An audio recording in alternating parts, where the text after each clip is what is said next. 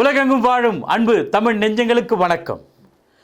NBC செய்தி மடலில் hot dog நிகழ்ச்சியில் உங்களை சந்திப்பதில் அளவில்லாத மகிழ்ச்சி. உலகளாவிய தமிழ் சொந்தங்களே, வார வாரம் இந்த ஹாட் டாக் நிகழ்ச்சியில் கேட்கப்படுகிற ஒவ்வொரு கேள்வியினாலே நீங்கள் புத்துயிர் பெறுகிறீர்கள், ஆவிக்குரிய வளர்ச்சி அடைகிறீர்கள். தொடர்ந்து இந்த நாளிலும் சிறப்பான கேள்விகளோடு நான் வந்திருக்கிறேன். நமது கிறிஸ்தவ பெரியார் டாக்டர் பீட்டர் சாலமன் ஐயா அவர்களை சந்திக்கலாம். வாருங்கள் அன்பு தமிழ் சொந்தங்களே. ஐயா வணக்கம். ஐயா வணக்கம். அமெரிக்கா, கனடா நாடு போன்ற பயணங்களை முடித்து இந்தியா நீங்கள் திரும்பி இருக்கீங்க. தேவனுடைய நாமம் மகிமைப்படுவதாக. ஐயா நன்றி நன்றி. ஐயா, இன்றைய என்பிசி செய்தி மடலில் முதல் கேள்வியே, பிதாவே இவர்களுக்கு மன்னியும் என்று சிலுவையில் இயேசு கிறிஸ்துவானவர் சொன்ன அந்த வார்த்தை நமக்காக சொன்னாரா, அல்லது என்ன நோக்கத்திற்காக அந்த வார்த்தை அவர் பேசினார்? உலகம் முழுவதும் கிறிஸ்தவம் என்ற இந்த மார்க்கத்தை குறித்து கேள்விப்படுகிற எந்த ஒரு மனிதனும் இயேசு கிறிஸ்துனுடைய முடிவாகிய அந்த சிலுவை மரணத்தை கண்டிப்பாக கேள்விப்பட்டிருப்பாங்க. ஆனால் சிலுவையை குறித்து கேள்விப்படுகிற மனிதர்கள், அவருடைய மரணத்தை குறித்து கேள்விப்படுகிற மனிதர்கள் ஒரு விஷயத்தை ஆழமாக உள்வாங்கி கொள்ள வேண்டும். ஒரு முக்கியமான ஒரு தகவல் என்னன்னா, அவருடைய தலையில் இருந்த முள்முடி, அவருடைய கைகளில் இருந்த ஆணி, அவருடைய கால்களில் இருந்த ஆணி, அவருடைய விழாவில் குத்தி கிழிக்கப்பட்ட அந்த ஈட்டி, சிலுவை, இதையெல்லாம் ஞாபகம் வைத்துக் கொள்கிறவர்கள் ஒன்றை தங்கள் காதுகளால் கேட்டு உணர வேண்டும். One must here and understand. அது என்னன்னா, இயேசு அந்த உபாதையின் வேளையில், அந்த வேதனையில், அந்த மரண வேதனையில், அவர் ஓலமிட்டு கதற வேண்டிய வேளையில் அவருடைய வாயிலிருந்து புறப்பட்ட அந்த வார்த்தை, பிதாவே இவர்களுக்கு மன்னியும், இவர்கள் செய்கிறது இன்னதென்று அறியாதிருக்கிறார்கள் என்ற அந்த சத்தம் கேட்டபோது ஒரு செகண்ட் பூமி முழுவதும் நின்றிருக்க வேண்டும். ஆகாயம் அது கட்டி போடப்பட்டிருக்க வேண்டும். வானத்தில் உள்ள பறவைகள் தங்களுடைய இறகுகளை நிறுத்தி இருக்க வேண்டும். நீர்வீழ்ச்சிகள் ஒரு செகண்ட் தன்னுடைய நீர்வீழ்ச்சியை நிறுத்தி இருக்க வேண்டும். பூமியில் உள்ள சகல வஸ்துக்களும் அடங்கி இருக்க வேண்டும். ஆனால் எல்லாம் அவருடைய சத்தத்தை கேட்டு அடங்கும்போது மனிதன் மட்டும் அவர் சொன்ன அந்த வார்த்தையை கேட்டு அதை மறக்கிறவனாகவும் அதை பற்றி சிந்திக்காதவனாகவும் இந்நாள் வரைக்கும் இருக்கான். இயேசு சிலுவிலே அறையப்படும் போது அதை உற்று பார்த்து கொண்டிருந்த பிரதான ஆசாரியரும் எல்லா போர் சேவகர்களும் எல்லா யூதர்களும் அவரை சிலுவிலே அறையப்படுவதாகவே பார்த்து கொண்டிருந்தார்கள். ஆனால் அவர் பேசின அந்த வார்த்தை, அந்த ஒரு வார்த்தை தேவன் நம்ம மீது வைத்த அன்பை நமக்கு காட்டுகிறது. நீண்ட காலமாக மனித குலத்தை ரட்சிப்பதற்காக தேவனுடைய திட்டத்தை அது காண்பிக்கிறது. இயேசு கிறிஸ்து மனுஷருடைய பாவங்களை மன்னிப்பதற்கான தேவ ஆட்டுக்குட்டி என்பதை அது காட்டுகிறது. இயேசு பிறந்தபோது அவருக்கு வைக்கப்பட்ட ஒரு பெயர் இயேசு என்பது. அப்படின்னா இவர் தமது ஜனங்களின் பாவங்களை நீக்கி அவர்களை ரட்சிப்பார். மத்தேயு 1:21. யோவான் அவரை கண்ட பொழுது, இதோ உலகத்தின் பாவத்தை சுமந்து தீர்க்கிற தேவ ஆட்டுக்குட்டி என்றான். யோவான் 1:29. பிதாவே இவர்களுக்கு மன்னியும் என்ற அந்த வார்த்தைக்குள்ள கிறிஸ்துவனுடைய வருகை, ஊழியம், அற்புதங்கள், முடிவாகிய அந்த மரணம் எல்லாம் நிறைவேற்றப்படுவதை நான் பார்க்கிறேன்.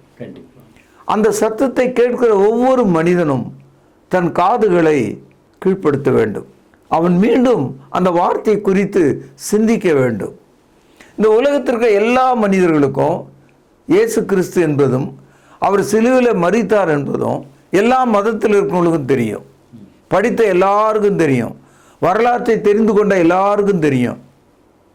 ஆனால் இயேசு கிறிஸ்து புத்தருக்கு பின்னால், மாவீரன் அலெக்சாண்டருக்கு பின்னால் 2000 ஆண்டுகளுக்கு முன்பாக அவர் சிலுவையில் மரிக்கிறார்.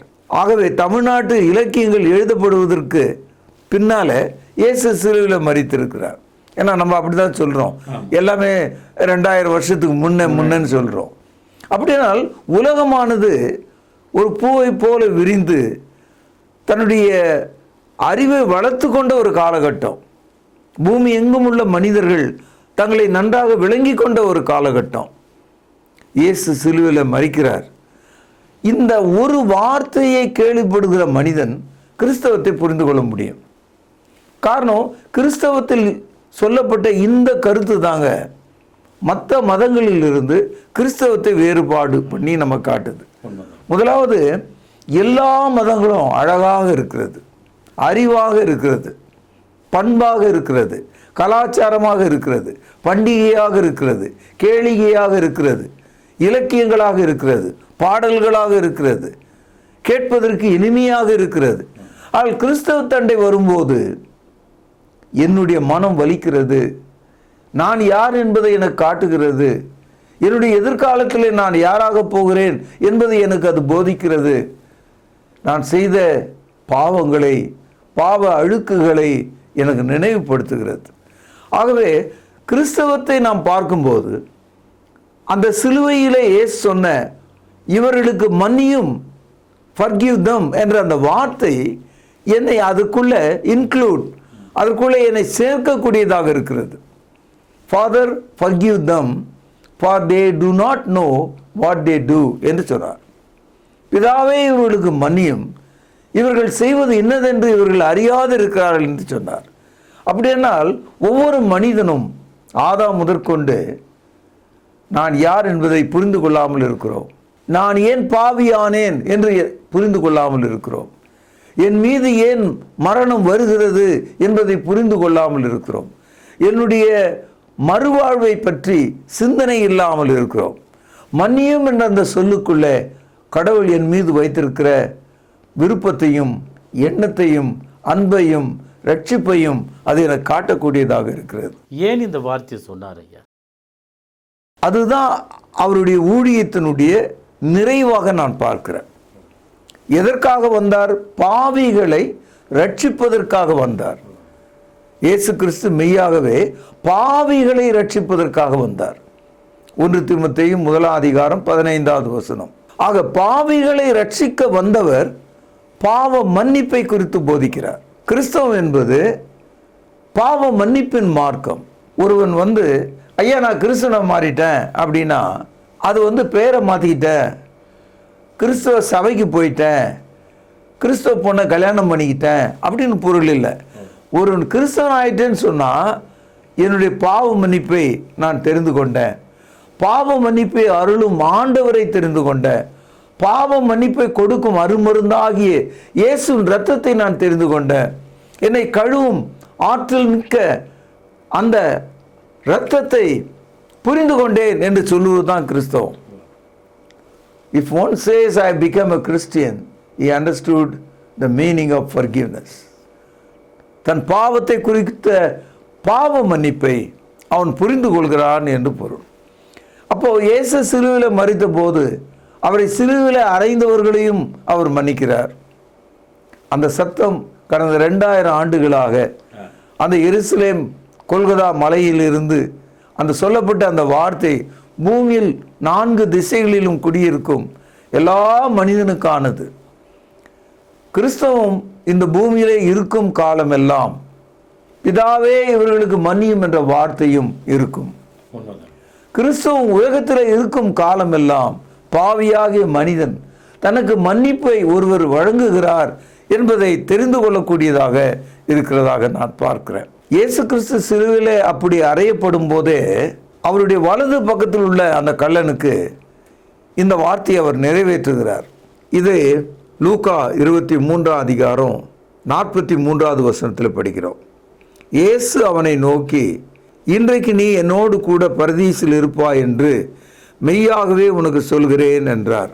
அதாவது இயேசு கிறிஸ்து எல்லாருக்கான பாவ மன்னிப்பை குறித்து அவர் போதித்த போது அந்த சொல்லுக்குள்ள, அந்த போதனைக்குள்ள, அந்த வார்த்தைக்குள்ள அவருடைய வலது பக்கத்தில் இருக்கிற ஒரு கள்ளன் மனம் திரும்பியவனாக கர்த்தரை நோக்கி பார்க்கும்போது அந்த பாவ மன்னிப்பை அவனுக்கு அருளினார். ஆமா, he executed the forgiveness of sin, the thief on the cross. ஆகவே பாவ மன்னிப்பை உறுதிப்படுத்துகிறார். ஒரு கேள்வி, எல்லாருக்கும் பாவ மன்னிப்புன்னு சொல்கிறாரு, அப்படின்னா அவரை அறியாதவர்களுக்கும் அவரை விசுவாசிக்காதவர்களுக்கும் அந்த பாவ மன்னிப்பு கிடைக்குமானா கிடைக்காது. எந்த மனிதன் பாவ மன்னிப்பை விசுவாசத்தினாலே தேடுகிறானோ அவனுக்கு அது கிடைக்கிறது. இப்போ இயேசுவின் சிலுவையில் வலது இடது பக்கம் 2 கல்லர்கள் இருந்தாங்க. சுற்றி நூற்றுக்கணக்கான மக்கள் இருந்தாங்க. எல்லாருக்கும் அந்த பாவ மன்னிப்பை குறித்த வார்த்தை சென்றாலும் அந்த பாவ மன்னிப்பை விரும்புகிற ஒரு மனிதன், விசுவாசிக்கிற ஒரு மனிதன், தேடுகிற ஒரு மனிதன் சிலுவையில் இருந்த ஒரு கள்ளன் ஒருவன். அப்போ ஆண்டவரே என்று அவன் கூப்பிட்ட போது, நான் உம்மை விசுவாசிக்கிறேன், என் பாவத்துக்கான மன்னிப்பை நீர் எனக்கு வழங்க முடியும், இந்த நீதிமன்றம் எனக்கு வழங்கலை, இந்த பிலாத்து எனக்கு வழங்கலை என அவன் சிலுவையில் அறிந்து விட்டான். என் பாவங்களுக்கான பாவ மன்னிப்பை தேடுகிறேன் என்ற அர்த்தத்தில் தான் அவன் பேசிய போது, இன்று நீ என்னோடு கூட பரதீசில் இருப்பாய் என்று சொன்னார். அப்போ சிலுவையிலிருந்து சொல்லப்பட்ட அந்த வார்த்தை அந்த கள்ளனுக்கு மட்டுமல்ல, அங்கிருந்த மக்களுக்கு மட்டுமல்ல, இன்று கேட்டுக்கொண்டிருக்கிற எல்லாருக்கும், எல்லா மனிதருக்காக அது சொல்லப்பட்ட ஒரு வார்த்தை தான். விசுவாசம் உள்ளவர்களுக்கு அது சொல்லப்பட்ட வார்த்தை. இப்போ ஒருவர் நினைக்கிறாரு, இயேசுநாதர் தான் பாவ மன்னிப்பை கொடுத்துட்டார் இல்லையா? இப்போ இந்த உலகத்தில் ஒரு சூரியன் ஒன்று இருக்கு, அது காலையில் வரும்போது எல்லார் மேலேயும் வெளிச்சம் உண்டாகும். அதை மாதிரி பாவ மன்னிப்பு என்பது இந்த உலகத்தில் பிறந்த எல்லாருக்கும் கடவுள் கொடுத்து விட்டார். ஆகவே நான் பாவ மன்னிப்பை தேடவும் மாட்டேன், அதற்கான தீர்மானம் எனக்கு ஒன்று இல்லை என்று மனிதன் நினைக்கிறான். எல்லாருக்கும் பாவ மன்னிப்பு இல்லை. அவரிடத்துல விசுவாசம் வைக்கிறவர்களுக்கு பாவ மன்னிப்பு உண்டு. யோவான் எழுதிய சுவிசேஷம் 1ஆம் அதிகாரம் 12வது வசனத்தில் படிக்கிறோம், அவரை தமது சொந்த இரட்சகராக ஏற்றுக்கொண்டவர்கள் எத்தனை பேர்களோ அத்தனை பேர்களும் தேவனுடைய பிள்ளைகளாகும்படி அவர்களுக்கு அதிகாரம் கொடுத்தார் என்று நாம் படிக்கிறோம். ஏற்றுக்கொள்ளுகிறவர்கள். அப்படியானால் பாவ மன்னிப்பு என்பது அவரை ஏற்றுக்கொள்கிற மக்கள், அவரை விசுவாசிக்கிற மக்கள், அவர்களுக்கு தான் உரியது. விசுவாசியாத மக்களுக்கு அது கிடைக்காது. பொதுவான ஒன்று இல்லை. ஆமாம், இயேசு வழங்கியிருக்கிற இந்த ஆசீர்வாதம் அது விசுவாசிக்கிறவர்களுக்கு உண்டானதாக இருக்கிறது. ரோமருக்கு எழுதிய நிருபம் 4ஆம் அதிகாரம் 5வது வசனத்தில் ஒரு ஆழமான உபதேச சட்டம் ஒன்று இருக்கு. அது என்ன சொல்லுதுன்னா, விசுவாசம் உள்ளவர்களாய் தேவனிடத்தில் சேர்கிறவர்களுக்கு அந்த விசுவாசத்தினாலேயே நீதி உண்டாகும்படி தேவன் கட்டளையிட்டிருக்கிறார். அதாவது நாம் தேவனிடத்தில் வேற எதுவும் செய்ய வேண்டியதில்லை. அவரிடத்தில் விசுவாசம் வைத்தால் அந்த விசுவாசத்தையே தேவன் நமக்கு நீதியாக எண்ணுகிறார் என்று சொல்லப்பட்டிருக்கு. அதனால இயேசு கிறிஸ்துனுடைய பாவ மன்னிப்பின் சட்டம் விசுவாசத்தின் கீழ் வைக்கப்பட்டிருக்கிறது. எல்லாருக்குமானது. ஆனால் விசுவாசம் உள்ளவர்களுக்கு அது கிடைக்கும், விசுவாசியாதவர்களுக்கு அது கிடைக்காது. ஐயா, ஒரு மனிதன் மதத்தை ஏன் தேடுகிறான்? அவன் எப்பொழுது தேடுகிறான்? ஆரம்பம் முதலே ஆதாமிலிருந்து மனிதன் ஒரு மார்க்கத்தை தேடுகிறான். மதம் என்று வரும்போது மார்க்கம் சுருங்கி, மார்க்கம் மாறி உலகத்துக்குரிய போதனைகளாக மாறிவிடும்போது, கலாச்சாரங்களாக மாறும்போது, பழக்க வழக்கங்களாக, பண்டிகைகளாக, விழாக்களாக மாறும்போது மார்க்கம் மதமாக மாறிவிடுகிறது. அப்போ மனிதர்கள் ஆரம்பம் முதலே ஒரு மார்க்கத்தை தேடி இருக்கிறார்கள். முதல் மனித ஆதாம் ஏவாள் ஏதேன் தோட்டத்தில் அவர்கள் பாவம் செய்த போது, தேவனுடைய கட்டளையை மீறிய போது, அப்பொழுது முதலே ஒரு மார்க்கத்தை அவன் தேட ஆரம்பித்தான். அதுக்கு என்ன காரணம்னா, அவன் பாவம் செய்த போது அவனுக்கு வெட்கம் வந்தது. இதை ஆதியாகமம் 3ஆம் அதிகாரம் 8வது வசனத்திலே நாம் படிக்கிறோம்.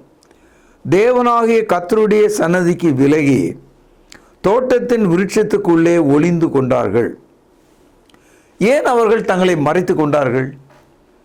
தேவனை சந்திக்க அவர்களுக்கு தைரியம் இல்லாமல் போயிற்று. அவர்கள் மீது இருந்த தேவனுடைய சாயலும் ரூபமும் ஆவியும் அவர்களை விட்டு கழன்று போய்விட்டது. Man lost God's image, God's likeness, God's spirit. Therefore man become empty. அவன் காலியான ஒரு மனிதன். ஆகவே அவர்கள் தங்கள் மீது நிர்வாணம் மட்டுமே மீதமாக இருக்கிறதாக பார்த்தாங்களாம். இதை ஆதியாகமம் 3வது அதிகாரம் 7வது வசனம். அப்பொழுது அவர்களுடைய கண்களும் திறக்கப்பட்டது, அவர்கள் தாங்கள் நிர்வாணிகள் என்று அறிந்து அத்தி இலைகளை தைத்து தங்களுக்கு அரைக்கச்சிகளை உண்டு பண்ணினார்கள்.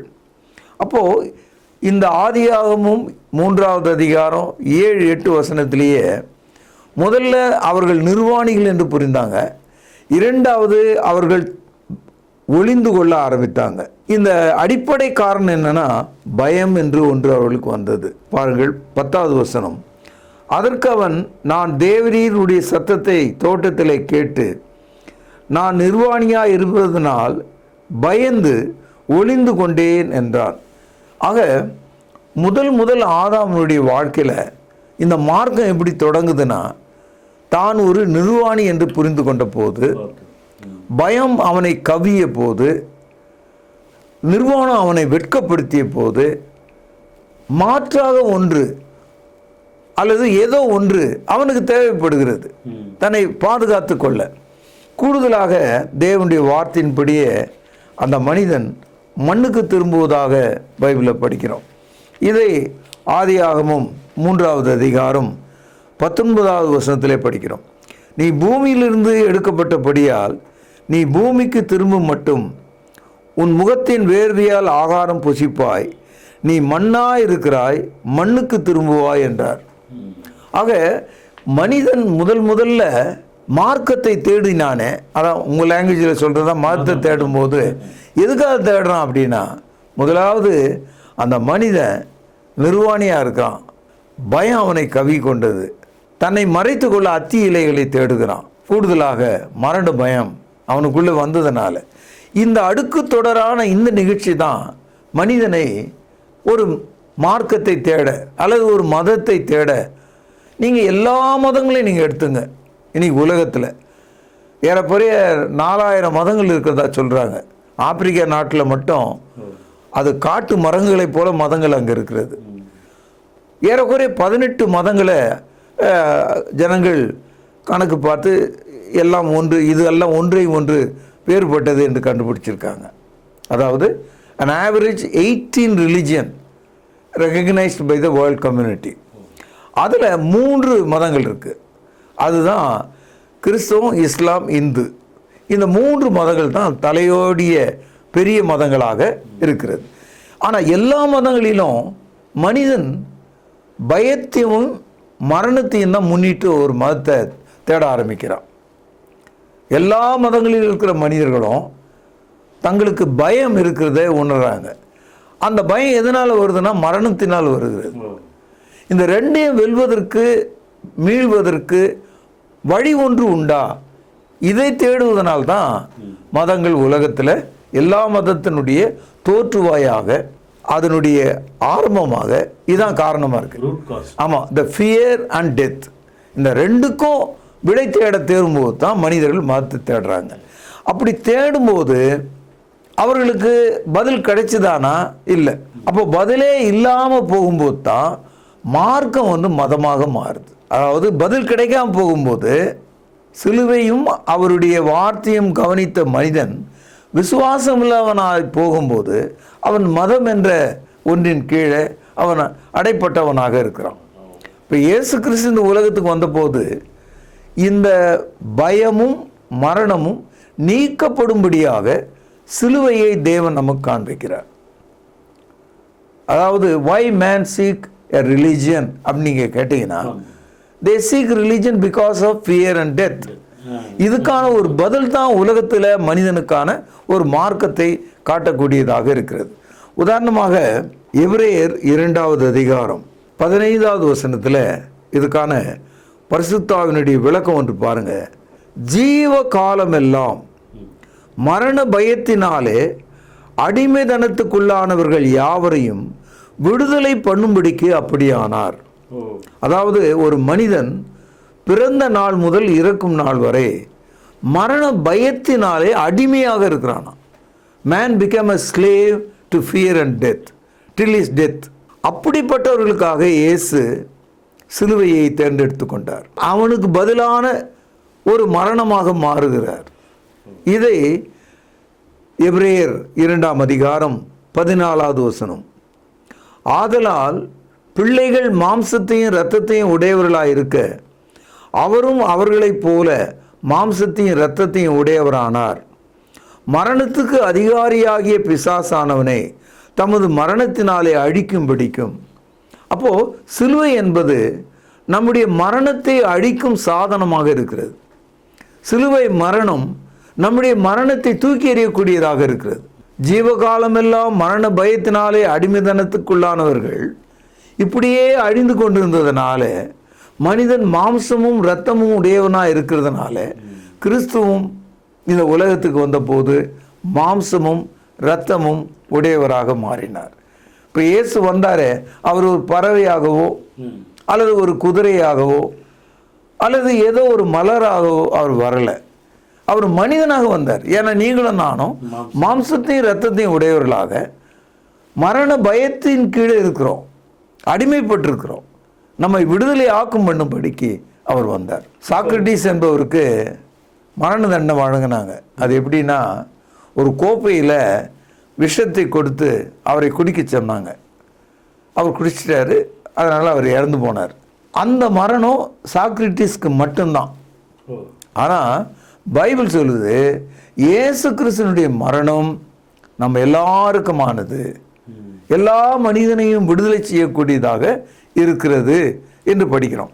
பாருங்கள், எபிரேயர் 2ஆம் அதிகாரம் 10வது வசனம், ஏனென்றால் தமக்காகவும் தம்மாலே உலகத்தை உண்டாக்கினவர் அநேகம் பிள்ளைகளை மகிமையிலே கொண்டு வந்து சேர்க்கையில் அவருடைய இரட்சிப்பின் அதிபதியை உபத்திரவங்களினாலே பூர்ணப்படுத்துகிறது அவருக்கு ஏற்றதாய் இருந்தது.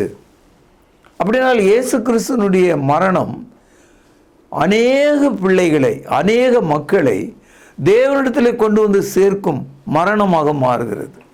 பிதாவே இவர்களுக்கு மன்னியும் என்று சொல்லும்போது, பூமியில் உள்ள மனிதர்கள் அந்த மரணத்தை விசுவாசித்தால் அவர்கள் மரணத்திலிருந்து விடுதலையாகி தேவனுடைய மக்களாக சேர்க்கப்படுகிறார்கள்.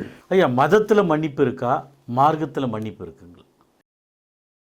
மார்க்கம் என்பது கடவுளுடைய வார்த்தையின்படி நடப்பது. எப்போதெல்லாம் நம்ம மார்க்கம் சொல்கிறோமோ, கர்த்தருடைய வசனத்தை நாம் அப்படி சொல்லுகிறோம். மதம் என்று சொல்லும்போது அது மார்க்கத்தை உள்ளே வைத்துக்கொண்டு எல்லா வழிபாடுகளையும், விக்கிரக வழிபாடுகளையும், எல்லா விழாக்களையும், எல்லா விதமான பாடல்களையும், கவிதைகளையும், நம்பிக்கைகளையும் உடையதாக இருக்கிறது. அதனால தான் கிறிஸ்தவம் எந்த ஒரு காலகட்டத்திலும் மதம் என்று அழைக்கப்படக்கூடாது, அழைக்கப்படவில்லை. மார்க்கம் என்று தான் புதிய ஏற்பாடு கிறிஸ்தவர்களை அழைக்கிறது. இந்த ரிலீஜியன் என்ற ஒரு வார்த்தை இருக்குது. ஆக்சுவலாக இந்த ரிலீஜியன் என்ற வார்த்தை ஒரு லத்தீன் வார்த்தை. அந்த வார்த்தை எப்படின்னா, லத்தீன் மொழியில் ரிலீஜியோ அப்படின்னு தான் இருக்குது. ஆங்கிலத்தில் அதை கொண்டு வரும்போது ரிலீஜியன் என்று கொண்டு வந்தாங்க. இந்த ரிலீஜியன் என்ற வார்த்தையை தமிழில் மொழிபெயர்க்கிறவங்க நம்ப முடியல, மதம் என்றே சொல்லிவிட்டார்கள். ஆனால் லத்தீன் மொழியில் அர்த்தம் என்னன்னா, இங்கிலீஷில் ஒரு வார்த்தை இருக்குது, ரீஅலைன். அதாவது எது அருந்து விட்டதோ அது மறுபடியும் இணைக்கப்பட்டு விட்டது. ஒரு பெரிய பட்டுப்புடவை நெய்து கொண்டிருக்காங்க. அப்படி நெய்து கொண்டிருக்கும் போது ஒரே ஒரு நூல் அருந்துடுச்சு வைப்போம். அந்த ஒரு நூலை தேடி பிடித்து அந்த புடவையை நெய்கிறவர் அந்த நூலை இணைத்து விடுவார். அப்போதான் அது பூரணமாக இருக்கும். ஆமாம், அது ரீஅலைன். அந்த ரீஅலைனா மீண்டும் எது அருந்து விட்டதோ அது சேர்க்கப்படணும், அதுதான் அர்த்தம். அப்போ ரிலிஜியோ என்ற வார்த்தைக்குள்ள ரெண்டு கருத்துகள் இருக்கிறது. மறுபடியும் சேர்க்கப்படுதல், மறுபடியும் இணைக்கப்படுதல். அப்போ கிறிஸ்தவம் என்பது ஆதாம் இழந்து விட்ட ஏதேனுக்கு மீண்டும் திரும்பி வருவதை காண்பிக்கிறது. ஆதாமுக்குள்ளே நாம் மரிக்கிறோம், கிறிஸ்துவுக்குள் நாம் வாழ்கிறோம். ஆக ரிலிஜியன் என்ற அந்த வார்த்தைக்குள்ள we realign with God, அதான் உண்மையான அர்த்தம். மார்க்கம் என்பது இவ்வளவுதான். ஆனால் இதை வேற மாதிரி சுற்றி அதுக்கு பேர் என்னன்னு தெரியாமல் எப்படி வயற்காட்டிலே சோலைக்காட்டு பொம்மைன்னு ஒன்று சொல்லுவாங்க. அது இந்த பறவைகளை பயப்படுத்துவதற்காக அதை தோற்றத்தை வச்சிருப்பாங்க, ஒரு பொய் பொம்மை. அதுபோல மதங்கள் ஒரு பொய் பொம்மையாக மாறிவிட்டது. அவனுக்கு என்ன தெரியுதோ அந்த மாதிரி தான். அது ஆணாக இருக்கலாம், பெண்ணாக இருக்கலாம். சட்டியை கவுத்து வச்சிருப்பான் தலை மேலே, கையில் ஏதாவது வச்சிருப்பான், உள்ள வைக்கோல் வைத்திருப்பான். அதுபோல மதங்களும் பிதுக்கி கொண்டு தங்களை அடையாளப்படுத்த ஆரம்பித்தது. ஆட்டம் பாட்டம் கொண்டாட்டம் தேர் பவனி எல்லாம் உள்ள சேர்ந்தது. இதெல்லாம் மதத்தின் அடையாளங்கள். மார்க்கு என்பது தேவனுடைய வார்த்தையின்படி விசுவாசம் உள்ளவர்களாய் கீழ்ப்படிந்து நடப்பதை அது காட்டுகிறது. ஐயா, ஒரு யதார்த்தமான கேள்வி. உலகம் முழுதும் இருக்கிற நீதிமன்றங்கள் பாவ மன்னிப்பு வழங்க முடியாதா? முடியாது. நீதிமன்றங்கள் இந்த தோல் உடல், இப்போ உடல் இருக்க நம்முடைய உடல், இந்த பூமியின் வாழ்க்கை, இதற்கான நீதிமன்றங்கள் தான் அது. ஆக நீதிமன்றங்கள் குற்றம் உண்டு குற்றமில்லை, கில்ட் ஆர் நாட் கில்ட், இந்த அளவுக்கு தான் விசாரணை பண்ண முடியும். அதுக்கப்புறம் அந்த குற்றத்துக்கு இன்னொரு சில அளவு இருக்குது, அதுக்கேற்ற தண்டனைகளை அவங்க கொடுப்பாங்க. அதாவது கடைசியாக உச்ச கட்டமாக மரண தண்டனை வரைக்கும் கொடுக்குறாங்க. ஆனால் எந்த ஒரு நீதிமன்றமும் பாவ மன்னிப்பை வழங்காது. நீங்கள் எந்த கோர்ட்லேயாவது நீ என்னப்பா பாவம் செய்த அப்படின்னு அந்த கூண்டியில் நிற்கிற மனிதனை பார்த்து நீதிபதி கேட்பதில்லை. அங்கே இருக்கிற வழக்கறிஞர்கள் ஐயா இன்னென்ன பாவத்தை இவர் செஞ்சார் அப்படின்னு அவர்கள் சொல்லுவதும் இல்லை. இந்த பாவம் என்பது ஆவிக்குரிய ஒன்றாக இருக்கிறது. ஆக தேவன் ஒருவரால் மட்டும்தான் பாவ மன்னிப்பை மனிதனுக்கு வழங்க முடியும். இதை ஆதியாகமத்திலே நம்ம பார்க்கிறோம். தன் சொந்த சகோதரனாகிய ஆபேலை காயின் கொன்று விட்டான். அப்படி கொல்வதற்கு முன்பாகவே அவனுடைய மனதில் அவனை கொல்ல வேண்டும் என்ற விருப்பம் அந்த காயினுக்கு இருந்தது. அதை தவறு என்று கடவுள் சுட்டி காட்டுகிறார். இது ஆதியாகமம் 4ஆம் அதிகாரம் 7வது வசனம். நீ நன்மை செய்தால் மேன்மை இல்லையோ, நீ நன்மை செய்யாதிருந்தால் பாவம் வாசற்படியிலே படுத்திருக்கும், அவன் ஆசை உன்னை பற்றி இருக்கும், நீ அவனை ஆண்டு கொள்வாய் என்றார். இந்த இடத்துல வாசற்படி என்பது நம்முடைய ஆத்மாவை குறிக்கிறது. நீ தீமை செய்வதற்கு பதிலாக நன்மை செய்ய கற்றுக்கொள். இது கடவுளுடைய வார்த்தை. இது காயினுக்கு சொல்லப்பட்டது. அப்படி நீ செய்யலனா நீ செய்கிற பாவம் ஆத்மாவில் வாசற்படியில் படுத்திருக்கும் என்று சொன்னார். இப்பொழுது துணிந்து போன காயின் தன் சகோதரனை பிறகு கொண்டுட்டான். அப்போ தேவனுடைய வார்த்தையின்படி நடவாமல் அவன் போனான். அவன் குற்றவாளியாக ஆக்கப்பட்டான். ஆனால் பாவம் என்பது செய்வதால் வருவது, தேவனுடைய கட்டளை மீறுவதால் வருவது. இந்த கட்டளை மீறின எல்லா மனிதர் மேலும் பாவம் வந்திருக்கிறது. பாவம் என்பது ஆத்துமாவை பற்றியதாக இருக்கிறது. உதாரணமாக மார்க்கு எழுதிய சுவிசேஷம் 7வது அதிகாரம் 20வது வசனம் முதல் வாசிக்கிறேன், பாருங்கள். மனுஷனுக்குள்ளே இருந்து புறப்படுகிறதே மனுஷனை தீட்டுப்படுத்தும். எப்படியெனில் மனுஷனுடைய இருதயத்துக்குள்ளிருந்து பொல்லாத சிந்தனைகளும் உபச்சாரங்களும் வேசித்தனங்களும் கொலைபாதகங்களும் களவுகளும் பொருளாசைகளும் துஷ்டதனங்களும் கபடும் காம விகாரமும் வன்கொன்னும் தோஷனமும் பெருமையும் மதிகேடும் புறப்பட்டு வரும். பொல்லாங்கானவைகளாகிய இவைகள் உள்ளத்திலிருந்து புறப்பட்டு மனுஷனை தீட்டுப்படுத்தும். இந்த லிஸ்ட்டை நீதிமன்றத்தில் கொண்டு போய் நீங்கள் காட்டினா பயன்படாது. ஏனென்றால் இவைகள் இருதயத்திலிருந்து புறப்பட்டு வருகிற பாவத்தின் கொடுமைகள். இதுக்காக தான் நாம் பாவ மன்னிப்பை தேடுகிறோம். இப்போ இயேசு கிறிஸ்து சிலுவையில் இவர்களுக்கு மன்னியும் என்று சொன்னாரே, அந்த பாவ மன்னிப்பு இப்பேற்பட்ட பாவங்களை சார்ந்தது. நாம் எல்லாரும் இந்த பாவத்தை செய்திருக்கிறோம் என்று, ஏதோ ஒன்றை செய்திருக்கிறோம் என்று வேதாகமம் சொல்லுகிறது. ரோமருக்கு எழுதிய நிருபம் 3வது அதிகாரம் 23வது வசனம். எல்லாரும் பாவம் செய்து தேவ மகிமையற்றவர்களாகி. அப்போது ஆதாம் முதற்கொண்டு எல்லா மனிதனும் ஏதோ ஒரு வகையில் பாவம் செய்திருக்கிறான்.